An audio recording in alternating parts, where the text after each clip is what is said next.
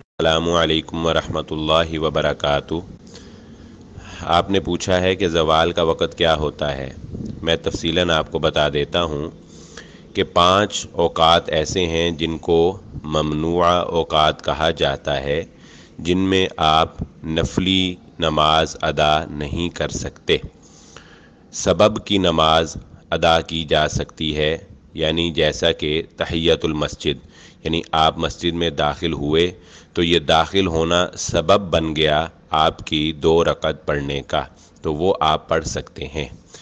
ایک، جب سورج طلوع ہو رہا ہو اس وقت نفلی عبادت نہیں کی جائے گی۔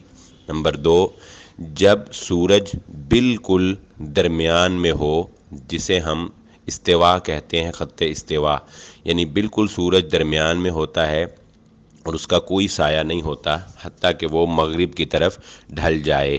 جب وہ مغرب کی طرف ڈھل جاتا ہے تو اس کو زوال کہتے ہیں۔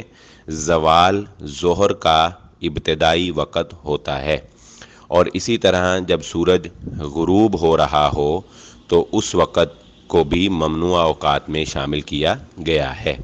اور یہ دورانیہ احتیاط کو ملاتے ہوئے تقریباً 10 منٹ ہے، یعنی 10 منٹ آپ جو ہے طلوع آفتاب، وقت استوا اور غروب آفتاب 10 منٹ جو ہے انتظار کریں گے، اور اس دوران آپ نفل نماز نہیں پڑھیں گے، اس کے بعد پڑھی جا سکتی ہے۔ ویسے یہ منٹ جو ہے یہ سائنس کے اعتبار سے تو 2 منٹ اور 37 سیکنڈ لگتے ہیں، لیکن علماء کرام اس کو احتیاطاً 10 منٹ تک ٹھہرنے کا حکم دیتے ہیں۔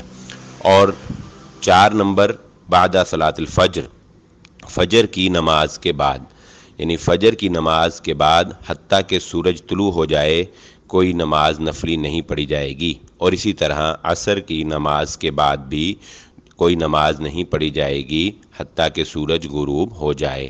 تو یہ 5 اوقات ہیں جن کو ممنوع اوقات کہا جاتا ہے۔ واللہ اعلم۔